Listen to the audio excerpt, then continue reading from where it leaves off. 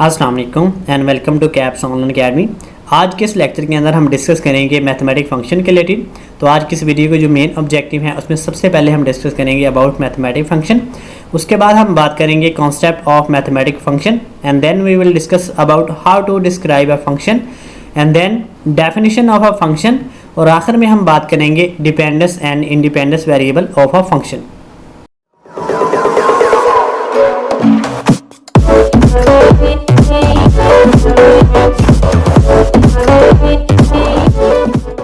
इस लेक्चर में हम सबसे पहले बात करेंगे मैथमेटिक फंक्शन के रिलेटेड। मैथमेटिक फंक्शन को हम मुख्तलिफ तरह से एक्सप्लेन कर सकते हैं, जैसा कि functions are important tools by which we describe a real word. किसी भी रियल वर्ड को डिस्क्राइब करने के लिए मैथमेटिक्स में हमें फंक्शंस की ज़रूरत पड़ेगी।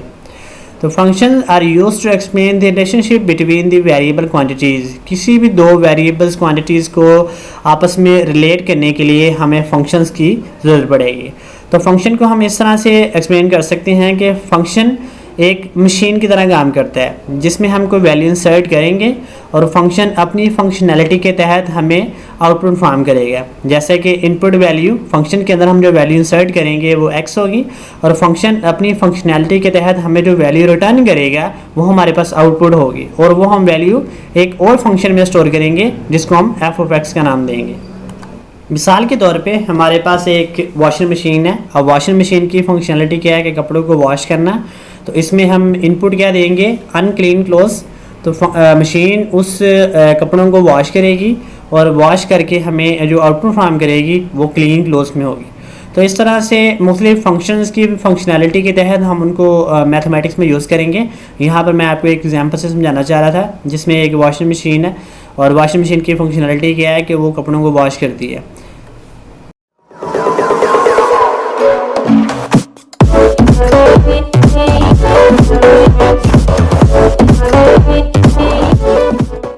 मैथमेटिक्स में फंक्शन का कॉन्सेप्ट सबसे पहले जर्मन मैथमेटिशियन गॉटफ्राइड लीबनिज़ ने इंट्रोड्यूस करवाया था, और इन्होंने सबसे पहले दो variables dependent and independent variable, जिसको हम आजकल नाम से जानते हैं, उनको आपस में इंटरप्रेट करवाया था और उन्होंने डिफरेंट रिजल्ट्स हमारे सामने पेश किए थे।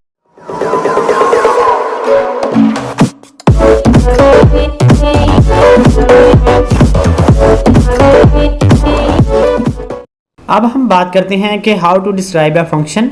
तो यहाँ पे मैंने एक एग्जांपल लिया है फंक्शन की, f(x) = 2x + 1। इसमें f हमारे पास फंक्शन नेम है, x हमारे पास इनपुट है जो हम फंक्शन के अंदर इंसर्ट करेंगे, और फंक्शन हमें डिफरेंट फंक्शन अपनी फंक्शनलिटी के तहत हम रिजल्ट देंगे। तो यहाँ पे हमारे पास f(x) = 2x + 1 है।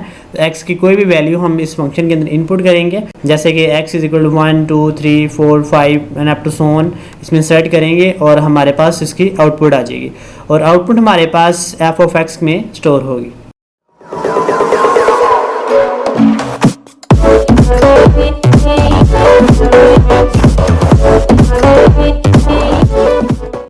अब हम आज के इस लेक्चर के सबसे इम्पोर्टेंट पॉइंट की तरफ आते हैं कि फंक्शन को हम किस तरह से डिस्क्राइब करते हैं।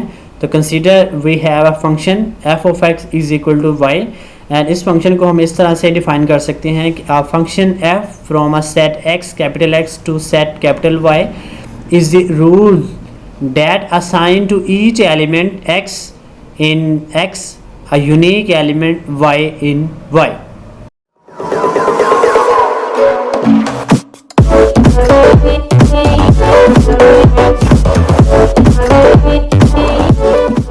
फंक्शंस में डिपेंडेंट एंड इंडिपेंडेंट वेरिएबल बहुत अहमियत के हामिल हैं। जो हम वैल्यू फंक्शन के अंदर इंसर्ट करते हैं in the form of x, वो हमारे पास कहलाती हैं इंडिपेंडेंट वेरिएबल, और फंक्शन अपनी फंक्शनैलिटी के तहत उसको परफॉर्म करके जो हमें आउटपुट फॉर्म करता है, जो हमें रिजल्ट फॉर्म करता है, वो in the form of y store होगी या f(x) स्टोर होगी, उसको हम कहेंगे डिपेंडेंट वेरिएबल। मिसाल के तौर पे हमारे पास फंक्शन है f(x) = x² + 9²। इसमें x की वैल्यू हम कोई भी इंसर्ट करेंगे, जैसे कि 1 2 3 4 5 6 7 8 9 एंड 10। इस तरह से हमारे पास फंक्शन है f(x) = x² + 1। तो x की वैल्यू हमारे पास डिफरेंट होंगी इसकी फंक्शनैलिटी के तहत, और वो हमारे पास इंडिपेंडेंट वेरिएबल होगा, और जो भी इंडिपेंडेंट वेरिएबल से हमारे पास वैल्यूज़ आएंगी वो हमारे पास f(x) में स्टोर होंगे। इस तरह से हमारे पास फंक्शन f(x) x माइनस 4 है।